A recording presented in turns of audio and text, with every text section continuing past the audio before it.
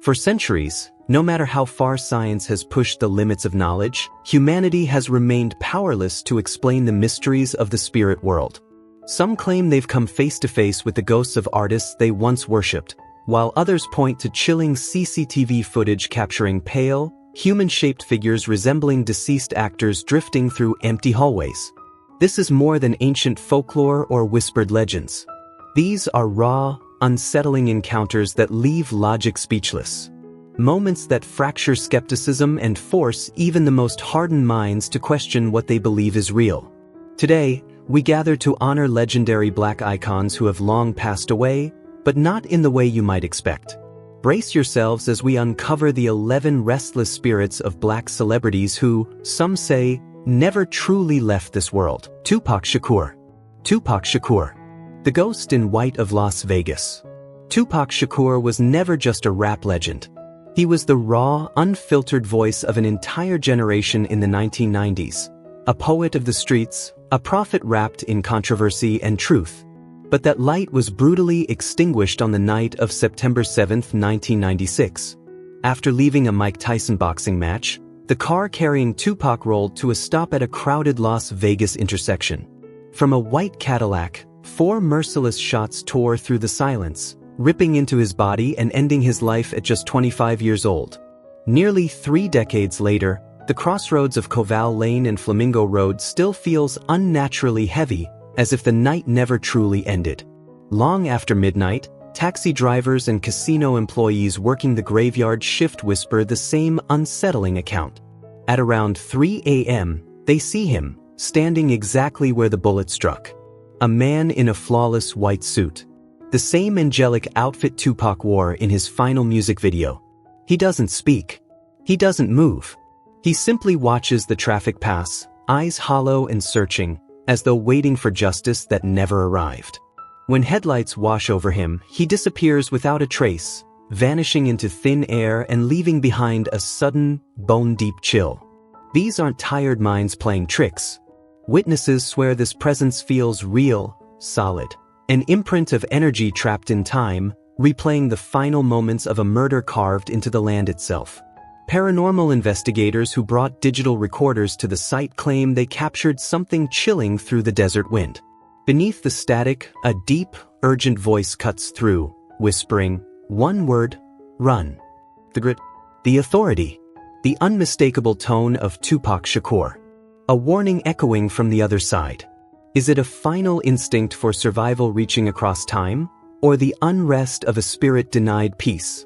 As long as his murder remains unsolved and the truth buried, Tupac refuses to leave. He stands there as a silent witness, a reminder that while violence can silence a body, it can never erase a legend. His light was taken, but his presence remains undeniable and eternal. Lisa Lopez, the restless soul of the Honduran jungle. Known to the world as Left Eye, she was the creative spark and fearless heart of the legendary group TLC. But in April 2002, that fire drifted toward a dark and inescapable fate deep within the heavy, breathless jungles of Honduras. What began as a spiritual retreat slowly turned into a haunting countdown.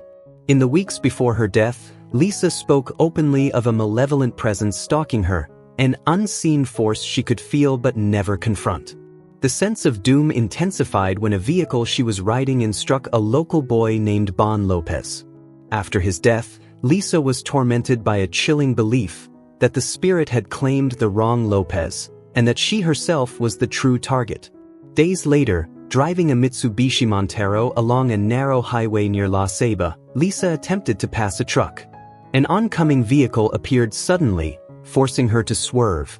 The SUV rolled violently, slamming into 2 trees with such force they snapped in half. 7 passengers survived. Lisa did not. Her death was so abrupt, so chaotic, that many believe her soul never had time to understand it was gone. Even now, locals along that lonely roadside whisper of a faint feminine figure drifting through the thick brush near the crash site. She isn't said to be angry or threatening, but deeply lost, an echo of a life cut short.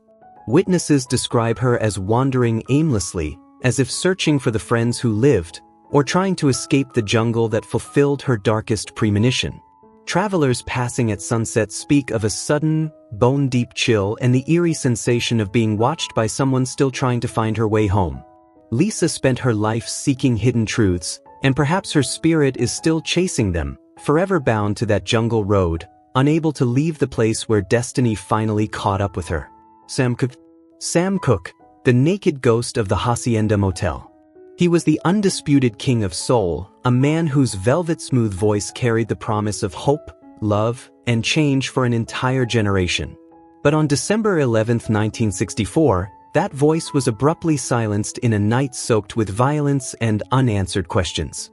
Inside a rundown Los Angeles motel, Sam was found shot straight through the heart, his body clad in nothing but a sport coat draped over bare skin. The shocking, humiliating end of a man so revered carved a deep psychological wound into the city, one Los Angeles has never fully healed from. For decades, residents near the old Hacienda site have whispered of a terrifying apparition, a man sprinting through the darkness, half naked, wearing only a sport coat, fists slamming against doors that aren't there. His movements are frantic, his desperation palpable, as if he's begging for help that never arrives. And it's not just the sightings that haunt the neighborhood, it's the sounds. In the dead silence around 3 a.m., neighbors claim to hear the crack of a gunshot, followed by a raw, anguished cry, "Lady, you shot me." Those were the last words Sam Cooke ever spoke. Even now, they seem to echo through the night air of south-central Los Angeles, as if the atmosphere itself refuses to let that moment fade. One can't help but wonder, did the sheer terror of that final heartbeat leave a scar so deep that time cannot erase it? Is Sam trapped, endlessly reliving his final moments? Or is the ground beneath Los Angeles refusing to bury a secret that died with him in that cold motel room? Red Fox, the comedian who never truly left the stage. He was our undisputed king of comedy, the man who had generations laughing themselves breathless as Fred Sanford. But on October 11, 1991, his final performance turned into a tragedy no one expected. During a rehearsal, Red suddenly collapsed from a massive heart attack. At first, the cast and crew laughed, assuming it was another one of his classic bits, "Elizabeth, I'm coming to join you." But the laughter faded when they realized this time, it wasn't a joke. By then, the legend was already gone. Yet some say Red Fox never really took his final bow. His former Las Vegas home seems to whisper that the show must go on, even from the other side. The new owner, Jesse Guerin, soon felt like he wasn't living alone. It began subtly, lights flickering in a steady rhythm, the garage door opening and closing by itself, as if an unseen car were pulling in after midnight. Then one night, the haunting turned deeply personal. While sleeping, Guerin felt his blanket slowly being tugged from his body. In the heavy silence of the room, he heard it, that unmistakable, raspy cackle that could belong to no one else but Red Fox. Can a personality that powerful really be silenced by death? Or is Red still pulling pranks, chasing one last laugh in a house that hums with his energy? Maybe he isn't there to frighten, but to remind us that even in the afterlife, he's still the funniest man in the room, forever waiting for his next audience. Do you hear that rough laugh echoing in the shadows? Some spirits linger, not to haunt us, but to keep us laughing and on edge.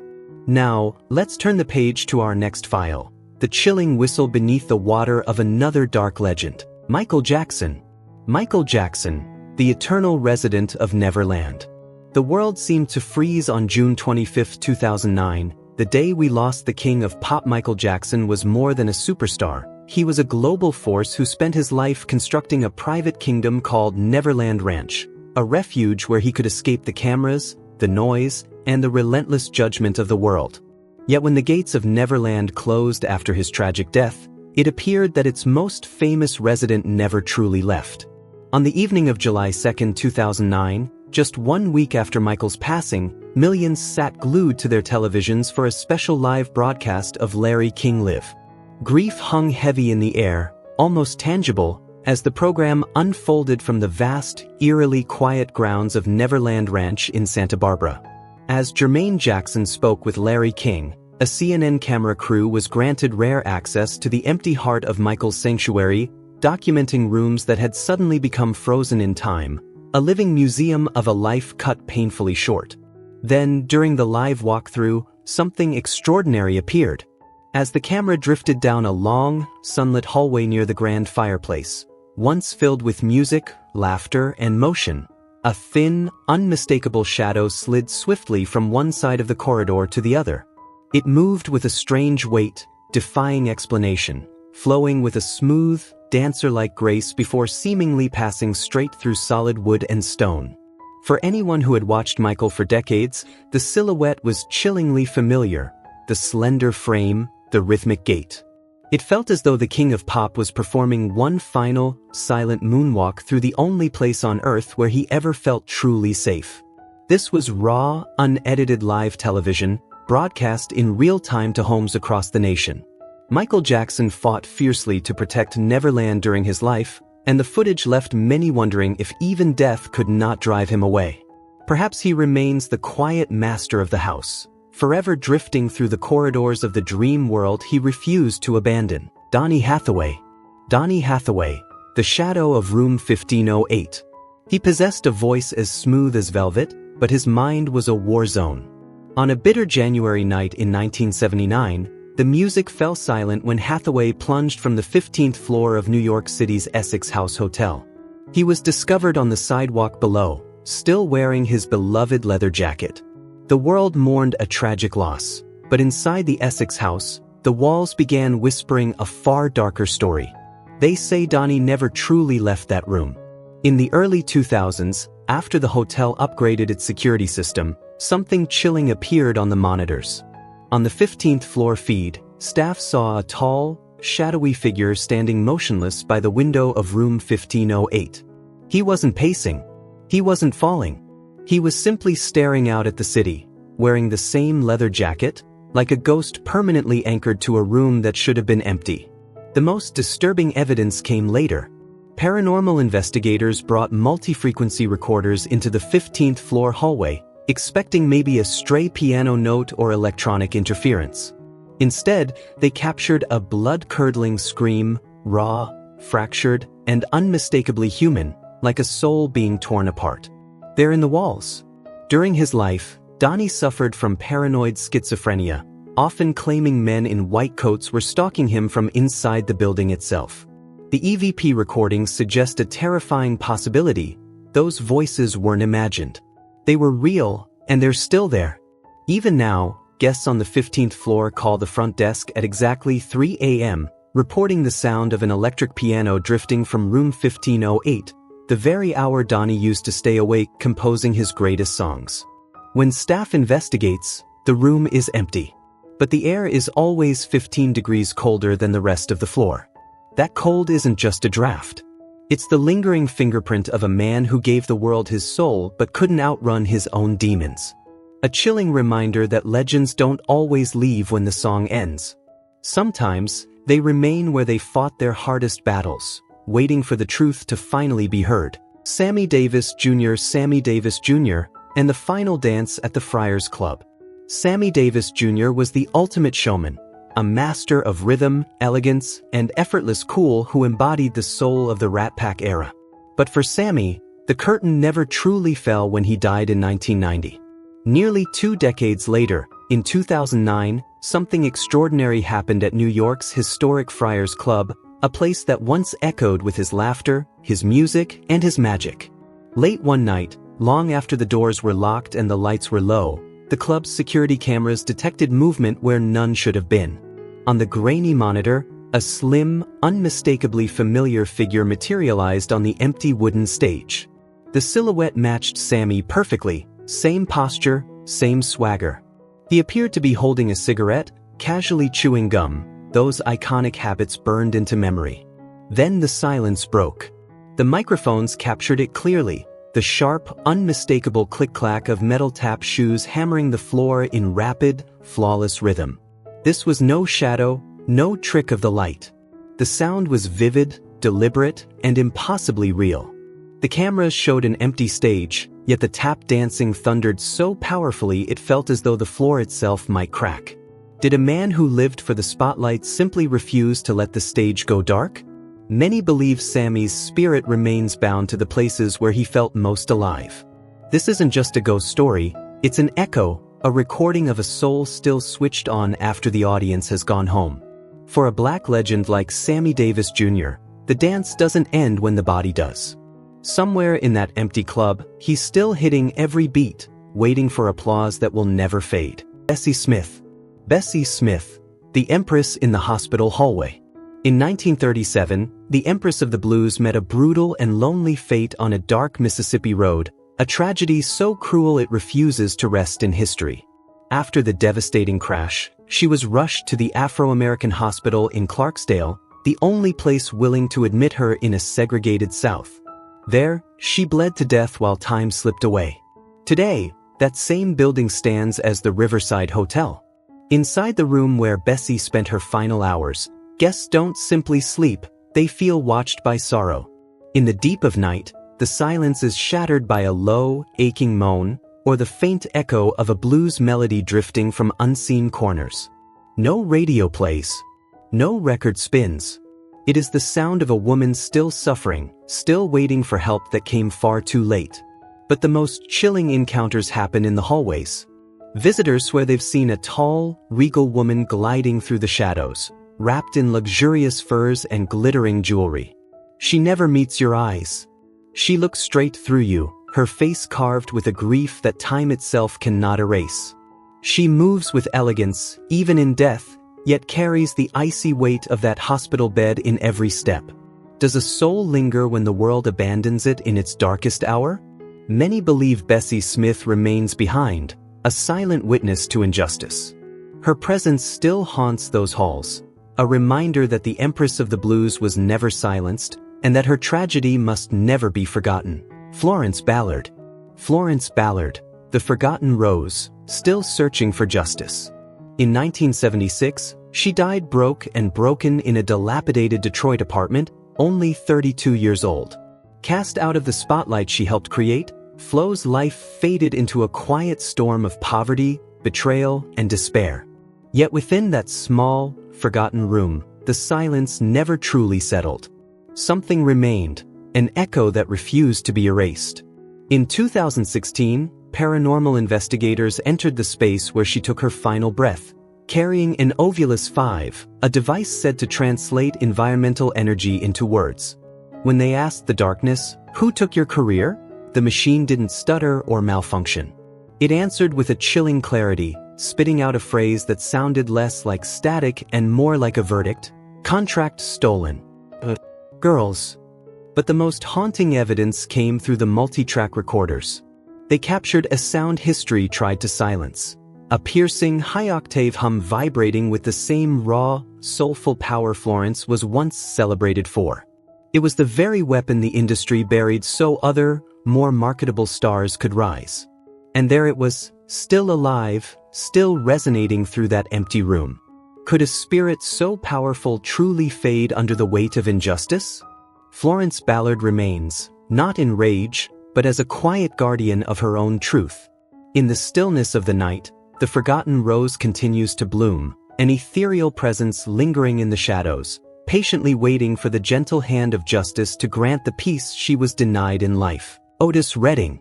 Otis Redding, the ghostly whistle of Lake Monona. On December 10, 1967, Otis Redding was taken from the world in a violent tangle of metal and silence when his small plane plunged into the frozen waters of Lake Monona, Wisconsin, just miles from safety. He was only 26 years old. His voice, his fire, and his greatest creation, sitting on the dock of the bay, were left unfinished, suspended between life and legend. Yet a spirit as immense as Otis Redding does not fade easily. And according to those who have listened closely, the lake itself may still remember him. Decades after that tragic morning, researchers lowered high-sensitivity underwater microphones, hydrophones, into the exact crash site, expecting nothing more than the hollow pulse of moving water. What they recorded instead defied explanation.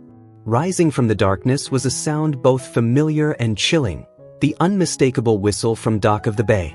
This was no mechanical echo or distorted loop. Audio analysis revealed subtle pauses, natural timing, and the gentle rise and fall of breath, the unmistakable signature of a living performance. It was as if Otis himself remained beneath the icy surface, patiently finishing the song he never got the chance to complete under the sun. Could a soul this powerful refuse to move on, bound by the music he still owed the world? Or has Lake Monona become an eternal dock, a place where his energy lingers, anchored to the moment his voice was taken but never truly silenced? Even beneath the coldest waters, the King of Soul may still be singing, for those willing to listen, reminding us that true music and a spirit like Otis Redding's can never fall out of time. Marvin Gaye. Marvin Gaye, the final echo of the Prince of Soul. On April 1, 1984, just 24 hours before his 45th birthday, the world lost one of music's greatest voices in a tragedy so brutal it defied belief. Marvin Gaye was shot and killed by his own father inside his Los Angeles home after a heated argument. It was a shocking, violent end to a life devoted to love, harmony, and smooth, soul-deep sound. But decades later, the story refused to rest. Nearly 30 years after his death, investigators claimed the house still pulsed with the energy of that devastating day. When paranormal investigator Zach Beans entered the home in 2014, he described an atmosphere so dense it felt like moving through water, heavy, suffocating, alive. In the very bedroom where Marvin collapsed, a thermal camera suddenly flared with a deep violet mass, an unnerving pocket of cold, frozen in place. This wasn't a random distortion. The shape was tall, broad-shouldered, eerily consistent with Marvin's powerful frame. Yet the most heartbreaking moment came when the investigators asked whether Marvin still harbored resentment toward his father. Through layers of static, a tired exhale filled the room, followed by a faint, chilling whisper. "I'm sorry, Dad." Not anger. Not rage. Just regret, a soul still bound by guilt, trapped inside an unfinished family tragedy that never found peace.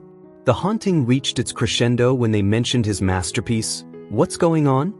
From the corner of the living room, a low note trembled from an old piano untouched for years. Sensors confirmed it, real pressure had pressed a key. The weight of an unseen finger, searching for one last note of resolution. Marvin Gaye remains bound to the walls that witnessed his final betrayal, anchored to the floor where his father's bullets stole his life just before his birthday. Does his spirit still linger, guarding the house that became his tomb? Or is he trapped in darkness, forever trying to finish a song of forgiveness he never had the chance to complete? As the spotlight fades and applause dissolves into the silence of the past, we're left wondering, what truly remains when legends die? Spirits like these don't simply disappear. They transform, becoming something more fragile, more restless, and far more haunted than the lives they left behind. If these stories speak to you, like and subscribe to join us as guardians of these sacred legacies. Tell us, whose restless soul draws you in next, and whose darkness are we brave enough to awaken?